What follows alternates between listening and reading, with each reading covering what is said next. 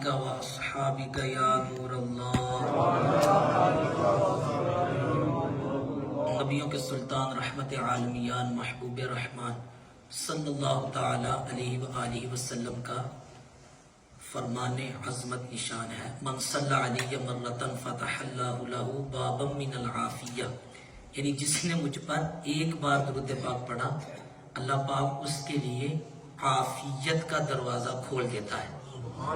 صلو علی الحبیب صلی اللہ علی محمد صلی اللہ تعالی علیہ وسلم۔ الحمدللہ دعوت اسلامی کے اس عظیم مرکز میں آج ہم جمع ہیں۔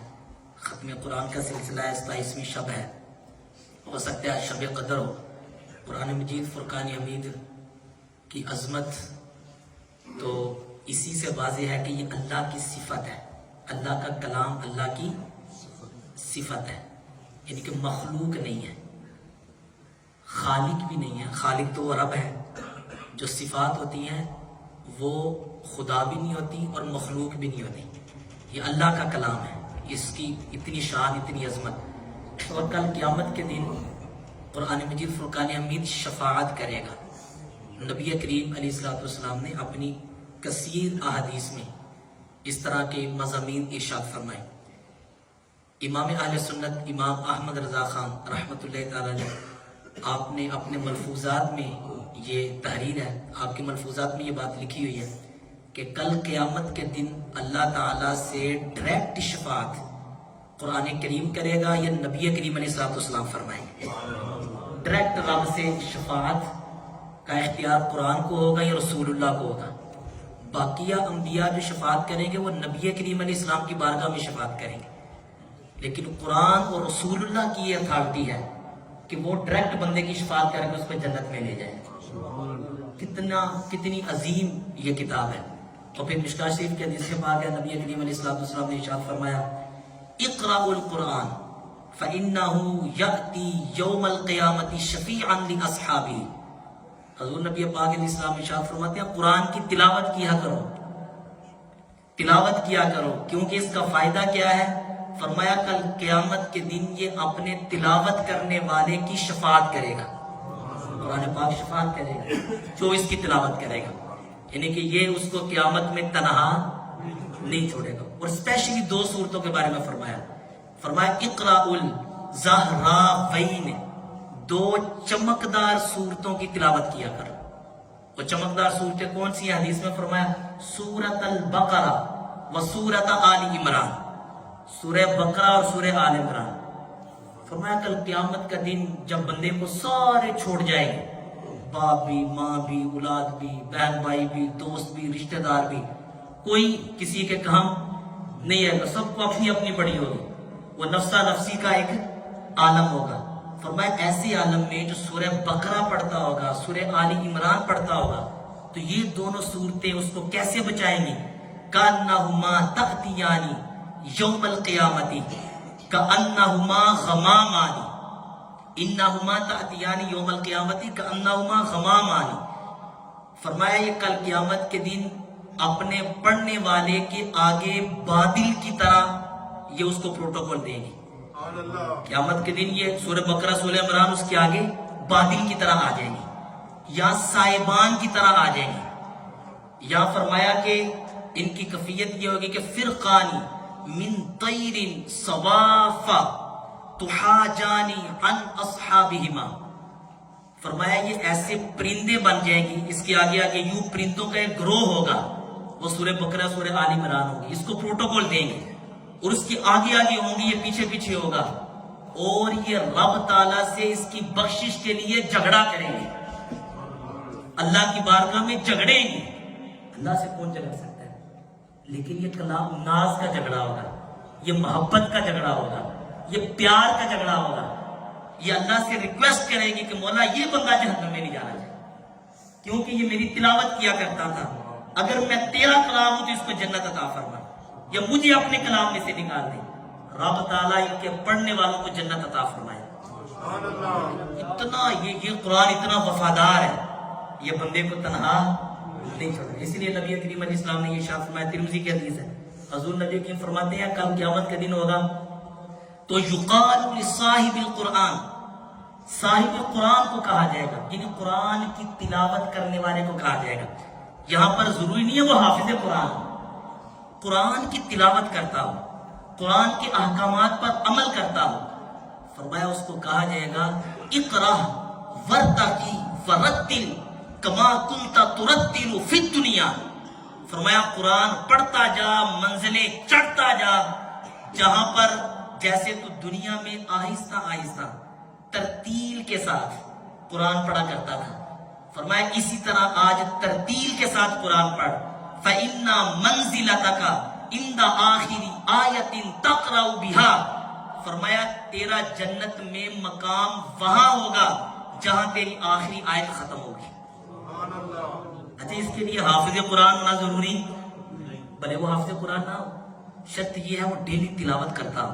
اور مفتی احمد یار خان نعیمی نے بڑی پیاری بات لکھی، فرمایا جو ڈیلی تلاوت کرتا ہوگا مرنے کے بعد وہ حافظ قرآن بن جائے گا۔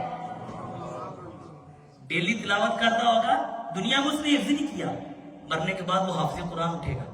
کیوں کل قیامت کے دن جب اللہ فرمائے گا نا قرآن پڑھو، تو ایسا نہیں ہے اس کے ہاتھ میں قرآن دیا جائے گا کہ دیکھ کے پڑھو، جب اللہ کہے گا پڑھو تو وہ پڑھنا شروع کر دے گا۔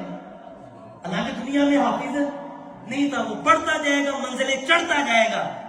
اور قرآن پاک کی جو آیات ہیں وہ علماء نے لکھا ہے کہ 6666 کم و بیش یہ آیات ہے، 6666۔ فرمایا جنت کی منزلیں بھی اتنی ہی ہیں، جنت کے رتبے اور مکانات بھی اتنے ہیں۔ وہ پہلی آیت سے شروع کرے گا، 6666 آیتیں پڑھے گا تو 6666 میں درجے تک وہ فائز ہو جائے گا۔ پھر میں یہ کہہ رہا ہوں یہ صرف حافظ قرآن کے لیے نہیں ہے، یہ ہر اس بندے کے لیے ہے جو ڈیلی اٹھ کے قرآن کو یاد رکھتا ہے، ڈیلی اٹھ کے قرآن سے وفا کرتا ہے، ڈیلی اٹھ کے قرآن کی تلاوت کرتا ہے، قرآن کے احکامات پر عمل کرتا ہے۔ آج نزول قرآن کی رات ہے تو ہم بھی غور کریں پورا سال ہمارا کیسے گزرتا ہے۔ کیا ہم قرآن پڑھتے ہیں؟ قرآن سے ہم وفا کرتے ہیں؟ قرآن کو کیا کھول کے دیکھتے ہیں؟ کیا ہمیں قرآن درست پڑھنا آتا ہے؟ کیا قرآن کے احکامات پر عمل کرتے ہیں؟ وہ تو ایک الگ چیپٹر ہے نا، فہم قرآن، یہ تو ایک دوسرا چیپٹر ہے۔ میں تو ابھی صرف تلاوت قرآن کی بات کر رہا ہوں۔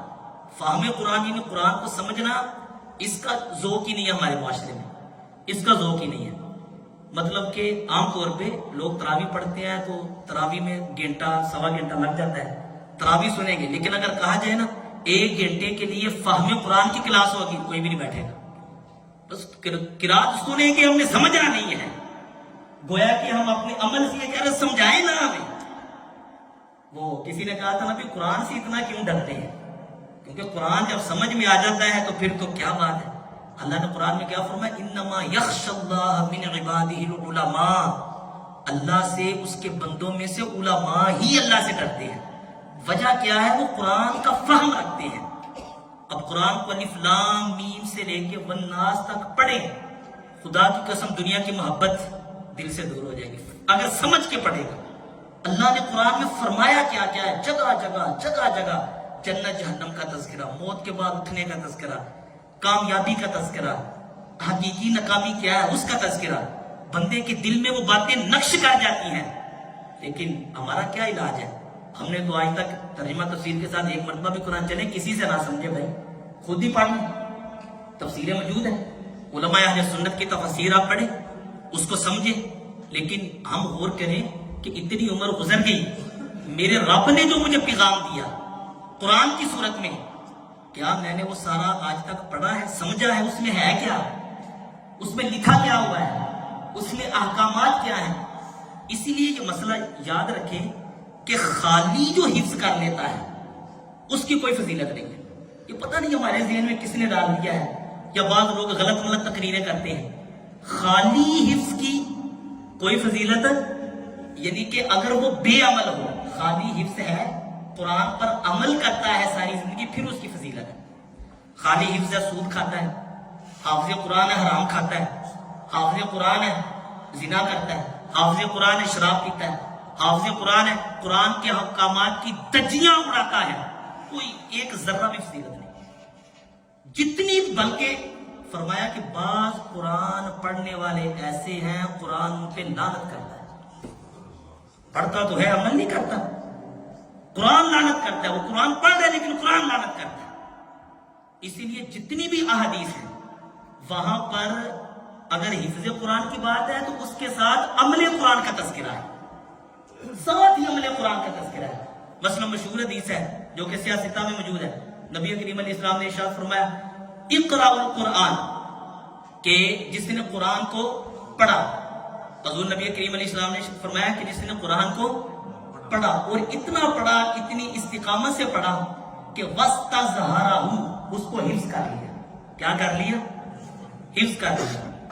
فَأَحَلَّ حَلَالَهُ وَحَرَّمَ حَرَامَهُ، دیکھو عمل کی بات کر لی، اور حفظ کر کے پھر اس کے حلال کو حلال سمجھا، حرام کو حرام سمجھا۔ من قرأ القرآن واستحضرہ، جس نے قرآن پڑھا اور پھر اس کو حفظ کیا، حلال کو حلال سمجھا، حرام کو حرام سمجھا، تو فرمایا اللہ اس کو صلہ کیا دے گا، ادخلہ اللہ بہ الجنہ، اللہ اس کو اس کے سبب جنت عطا فرمائے گا۔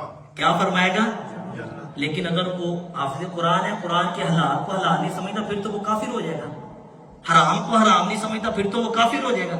یعنی اس کے اعتقادات قرآن کے مطابق ہو تو پھر رب اس کو جنت عطا فرمائے گا۔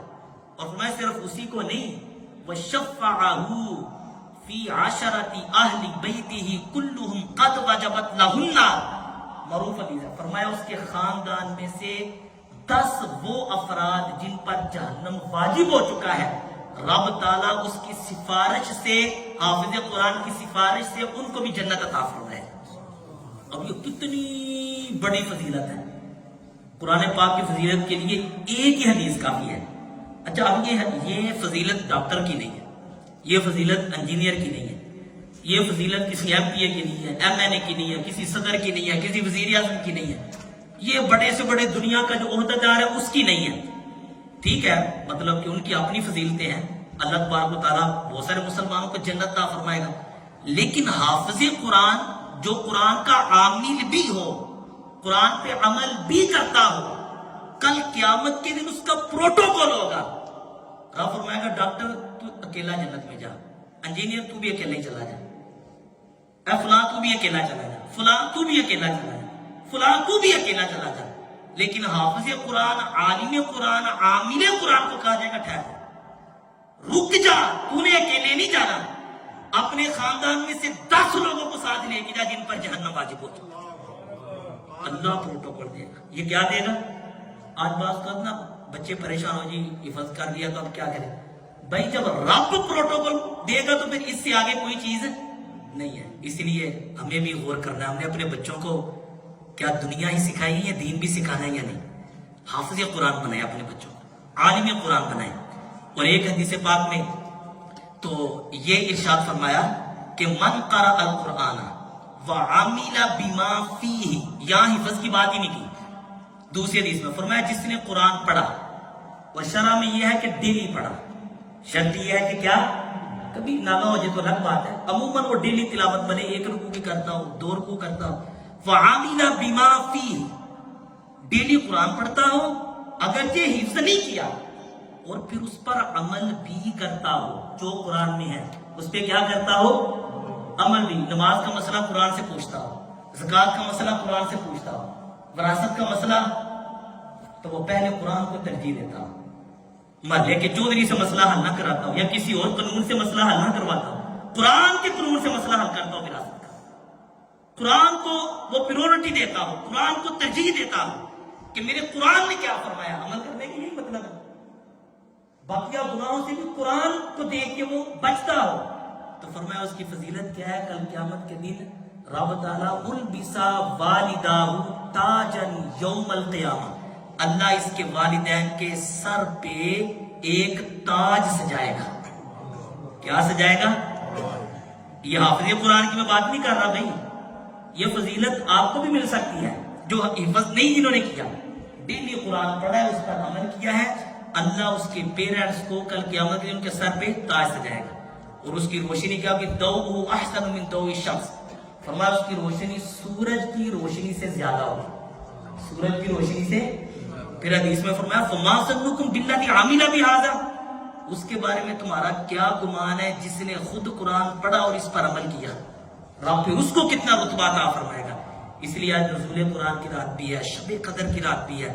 ہم یہاں پر آئیں اور ہم یہ نیت کر کے جائیں کہ یار ڈیلی قرآن پڑھنا ہے, قرآن کو پس پشت نہیں ڈالنا, قرآن کے احکامات پر عمل کرنا ہے. اور یہ نیت کریں کہ اگر زندگی میں ترجمہ تفسیر کے ساتھ اس کو نہیں پڑھا تو اس کو ضرور پڑھنا ہے. نہیں تو یہ دیکھیں, قرآن یہ ایسی کتاب ہے جو اس سے بے وفائی کرتا ہے نا, قرآن اس کو یاد ہی نہیں رہتا, یہ قرآن اس کو یاد نہیں رہتا. یہ حدیث شریف فرمایا تعاہد القرآن والذی نفسی بیدہ, فرمایا قرآن کی حفاظت کرو. حضور نے فرمایا مجھے اس ذات کی قسم جس کے قبضے قدرت میں میری جان ہے کہ یہ قرآن جو ہے اگر جیسے اونٹ کو ہم کھول دیتے ہیں تو وہ بھاگ جاتا ہے, فرمایا اس سے بھی زیادہ جلدی وہ سینوں سے نکل جاتا ہے. اگر اس کو بندہ پڑھے نا, اس کا بندہ خیال نہ رکھے. اور ایک حدیث میں ارشاد فرمایا کہ ان عاہدہ, اگر تم قرآن کی حفاظت کرو گے, قرآن کا خیال رکھو گے, اس کو پڑھو گے تو علیہا امسکہا, تو پھر تم نے گویا کہ قرآن کو محفوظ کر لیا. اور فرمایا کہ اگر اس کو چھوڑ دو گے تو پھر یہ چلا جائے گا. جیسے کہ کسی شخص کے پاس اونٹ ہو, وہ ان کی حفاظت کرے گا تو محفوظ رہیں گے, اگر وہ ان کو کھول دے گا تو وہ بھاگ جائیں گے. قرآن کی بھی یہی صورتحال ہے. حضور نبی کریم علیہ السلام نے اسی لیے ایک حدیث میں ارشاد فرمایا کہ میرے سامنے میری امت کے گناہ بھی پیش کیے گئے اور نیکیاں بھی پیش کی گئی. فرمایا جو مسجد سے وہ تنکا نکالتا ہے وہ چھوٹی نیکی بھی پیش کی گئی. فرمایا جو گناہ پیش کیے گئے تو سب سے بڑا گناہ جو میں نے پایا, نبی کریم علیہ السلام فرماتے ہیں وہ یہ ہے کہ کوئی شخص قرآن کی ایک آیت پڑھے, ایک سورت پڑھے, پھر اس کو بھول جائے, کہ اس نے گویا کہ قدر نہیں کی. اچھا, یہاں پر محققین کے نزدیک مطلب یہ ہے کہ اوپر سے دیکھ کے پڑھنا بھی بھول جائے, اوپر سے دیکھ کے پڑھنا بھی بھول جائے. اگر حافظے کی کمی کی وجہ سے یا بڑھاپے کی وجہ سے قرآن کا کچھ حصہ اس کو یاد تھا وہ بھول گیا تو پھر اس کو معافی ہے, لیکن بہرحال اس کو یاد رکھنا چاہیے. تو یہ ہم نے غور کرنا ہے. آج شب قدر کی رات ہے اور یہ نیت کر کے جانا ہے کہ انشاءاللہ قرآن سے وفا کرنی ہے. اور ایک حدیث میں ارشاد فرمایا کہ اپنے دل میں قرآن کا کچھ نہ کچھ حصہ محفوظ کرو. جس کے دل میں قرآن کا کوئی حصہ نہیں ہوتا کل بیت الخاربی, فرمایا کہ وہ ویران گھر کی طرح ہے, ویران گھر کی طرح.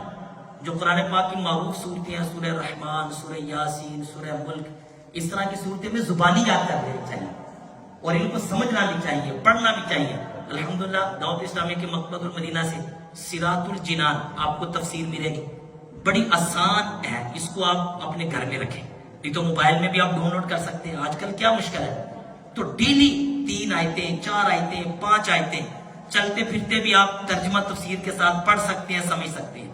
انشاءاللہ فہم قرآن جب نصیب ہوگا, فہم قرآن کی برکت سے اللہ اور اس کے رسول کی محبت بھی بڑھے گی اور قرآن پاک کا لطف کیا ہے, مزہ کیا ہے, وہ بھی آئے گا. میں آپ کو ایک مختصر سی بات سنا کے اپنی بات ختم کرتا ہوں. قرآن پاک کو جب ہم ترجمے سے تفسیر سے پڑھتے ہیں تو اس کا لطف کتنا آتا ہے. یہ سورہ صاد ہے, 23ویں پارے میں موجود ہے. یہ مجھے اس بات نے بڑا لطف دیا. الحمدللہ میری عادت ہی منزل کے ساتھ ساتھ میں ترجمہ تفسیر بھی ڈیلی پڑھتا تھا. آج صرف قرآن ہی ختم نہیں ہوا, میرا ترجمہ تفسیر بھی ساتھ ختم ہوا ہے پورا, الف لام میم سے لے کے والناس تک. اگرچہ اس میں ٹائم زیادہ لگا ہے, اگر آپ کو عربی گرامر کی سمجھ بوجھو تو پھر لطف بڑھ جاتا ہے, پھر مزہ بڑھ جاتا ہے. ایک ایگزامپل جس کا مجھے بڑا مزہ آیا, سورہ صاد میں یہ 23ویں پارے میں موجود ہے.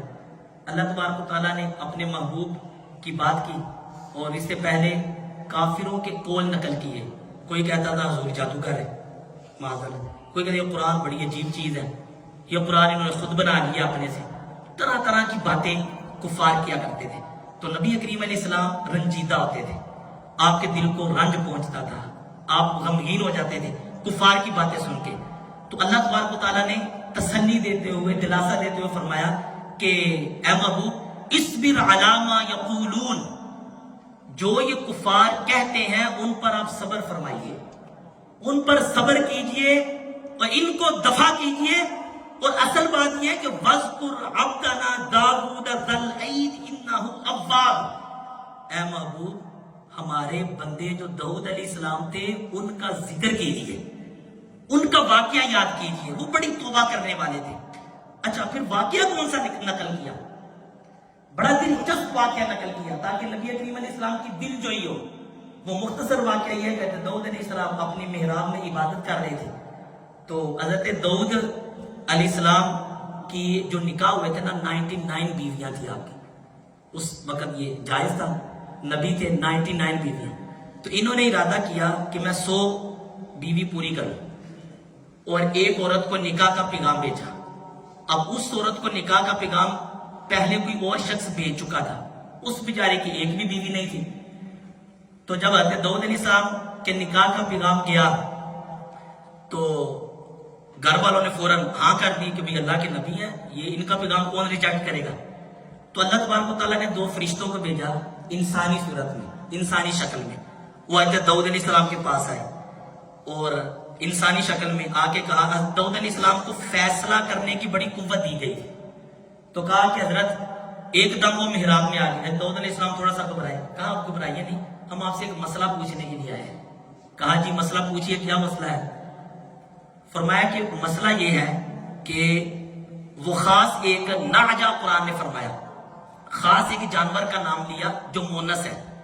فرمایا کہ ایک شخص ہے اس کے پاس 99 وہ مونس جانور موجود ہے اور کہتے ہیں یہ میرا, وہ دونوں فرشتے تھے, وہ کہہ رہے ہیں یہ میرا بھائی ہے, تو یہ میرا بھائی ہے اور یہ کہتا ہے اس کے پاس 99 مونس جانور موجود ہے جن سے وہ فائدہ اٹھاتا ہے اور میرے پاس صرف ایک ہے, میرے پاس صرف ایک ہے. اور یہ میرا بھائی کہتا ہے کہ یہ ایک بھی مجھے دے دو, یہ ایک بھی مجھے دے دو. تو آپ بتائیے یہ میرے ساتھ زیادتی کر رہا ہے یا انصاف کر رہا ہے. آپ نے فرمایا یہ تو ظلم کر رہا ہے, اس نے تو غلط کہا ہے, 99 پہلے اس کے پاس موجود ہے اور یہ کہہ رہا ہے ایک جو تیرے پاس ہے وہ بھی دے دو. تو فرشتے یہ کہنے کے بعد ایک دوسرے کی طرف دیکھ کے مسکرا پڑے اور اتنے میں وہ چلے گئے. حضرت داؤد علیہ السلام فوراً سمجھ گئے کہ یہ اللہ نے میری تربیت کے لیے بھیجے تھے اور آپ نے اس بات سے رجوع فرما لیا اور فوراً اللہ کی بارگاہ میں سجدہ کیا. قرآن کے اس حصے میں آیت سجدہ بھی ہے. اب یہ قصہ اللہ اپنے محبوب کو سنا رہا ہے. آپ اس پوائنٹ کی طرف غور کریں, کیا محبوب یہ کافر جو آپ کو شاعر کہتے ہیں, مجنون کہتے ہیں, آپ کو تانے مارتے ہیں, آپ پر ایمان نہیں لے کے آتے, طرح طرح کی باتیں بناتے ہیں, آپ ان کو چھوڑیے. آپ حضرت داؤد کا وہ قصہ یاد کریے, وہ کتنا لطیف قصہ ہے, اس میں کتنا لطف ہے, کتنا ذوق ہے. یعنی کہ رب تعالیٰ اپنے محبوب کو حضرت داؤد کا قصہ سنا کے دل جوئی فرما رہا ہے. اور یوں پورا قرآن آپ دیکھیں, نبی کریم علیہ السلام کی عظمت یوں پورے قرآن میں ہے. اگر کسی نبی کا قصہ بھی بیان کیا نا وہ حضور کی وجہ سے, حضور کی دل جوئی ہو, حضور کی عظمت واضح ہو, حضور کی شان واضح ہو, حضور کی رفت واضح ہو. جتنی قوموں کا یہ عذاب کا ذکر ہے نا, وہ اللہ نے پتہ کس پیرے میں کیا, وہ اس پیرے میں کیا. کیا محبوب یہ لوگ آپ ایمان نہیں لے کے آتے, ان کو قوم عاد کا قصہ سنائیے وہ کیسے ہلاک ہوئے. یہ کفار مکہ کو قوم سمود کا قصہ سنائیے, ان کو حضرت صالح علیہ السلام کی قوم کا قصہ سنائیے, ان کو حضرت لوط علیہ السلام کی قوم کا قصہ سنائیے کہ رب نے ان کو کیسے ہلاک کیا. لیکن محبوب ان کو میں کیوں نہیں ہلاک کر رہا, وَأَنْتَ فِيهِمْ, کیونکہ تم ان میں موجود ہو, تمہیں یہ اسپیشل پروٹوکول دیا ہے, تیری قوم کو ہلاک نہیں کرنا. یہ پورے قرآن کا مضمون ہے, پورے قرآن کا خلاصہ ہے. تو نقطہ نگاہ یہ نکلا کہ پورے قرآن کا مضمون نبی رحمت شفیع امت کی عظمت پر مشتمل ہے. پورے قرآن کا مضمون, یعنی کہ بلا کسی مبالغے کے, ایک تو ہوتا ہے نا بندہ محبت میں آ کے بات کر جاتا ہے, بلا کسی مبالغے اور محبت کو ایک سائڈ پہ رکھ کے یہ حقیقت پر مبنی بات ہے. الف لام میم سے لے کے والناس تک, اے رضا خود صاحب ہے قرآن ہے, مدح ہے رسول, تجھ سے کب ممکن ہے پھر مدحت رسول اللہ کی. اس لیے قرآن پڑھنے والے کے دل میں اگر رسول اللہ کی محبت ہوگی تو وہ ہدایت پاتا ہے. یہی وجہ ہے. اگر وہ رسول کریم کا بغض رکھ کے قرآن پڑھے گا تو قرآن اس کو گمراہ کر دیتا ہے. ہر کسی کو قرآن ہدایت, لیکن نا بارش کا پانی ہے زمین پہ آتا ہے, یہ اللہ کی رحمت ہے نا بارش کا پانی, تو زمین پہ جب آتا ہے تو اگر زمین گندی ہو تو یہی پانی جب گرتا ہے تو اس پانی سے بدبو آنا شروع ہو جاتی ہے. اس میں اس پانی کا تو قصور نہیں ہے, اس گندی زمین کا قصور ہے. لیکن اگر وہی پاک پکیزہ ستھری زمین ہو تو یہ اللہ کی رحمت جب اس سے برستی ہے تو وہ مزید نکھر جاتی ہے, مزید واضح ہو جاتی ہے. یہی حال قرآن پڑھنے اور سمجھنے والے کا ہے. اگر وہ رسول کریم کی محبت کو رکھ کے قرآن سمجھتا ہے تو پھر اس کے سینے سے خوشبوئیں آتی ہیں, پھر اس کے عقیدے سے خوشبو آتی ہے. اگر رسول کریم کے بغض کو رکھ کے پڑھتا ہے پھر قرآن اس کو ہدایت نہیں دیتا بلکہ اس کو گمراہ کرتا ہے. اللہ کریم ہمیں فہم قرآن نصیب فرمائے. دعوت اسلامی کے مقصد المدینہ نے پھر میں کہوں گا مفتی محمد قاسم صاحب کی تفسیر صراط الجنان آپ اس کو ضرور حاصل کریں. انگلش میں بھی یہ تفسیر ہمارے پاس یہاں موجود ہے. جو اردو نہیں سمجھتے آپ انگلش میں اس کو لے سکتے ہیں. تو یہ نیت کریں کہ انشاءاللہ اگلے رمضان تک ہم ایک دفعہ قرآن مجید ترجمہ تفسیر کے ساتھ پڑھیں. کون نیت کرتا ہے؟ جب باقی اگر نیت بن رہی ہے پورا سال ہے, چلو جی پورا سال نہیں ہے, یہ نہیں کہا جا رہا ہے ایک ماہ, پورا سال ہے. رب کا قرآن نہیں پڑھنا تو پھر کیا کہ امام غزالی کی مجھے ایک بات یاد آئی. آپ فرماتے ہیں جو بندہ جس کی کتاب پڑھتا ہے نا گویا کہ اس کی صحبت میں رہتا ہے, وہ اس کی ڈائریکٹ تربیت کر رہا ہوتا ہے. تو اس سے پتا کیا چلا کہ جو بندہ رب کا کلام پڑھتا ہے وہ رب کی صحبت میں رہتا ہے. تو رب جس کی تربیت فرمائے مسئلے سارے حل ہو جاتے ہیں.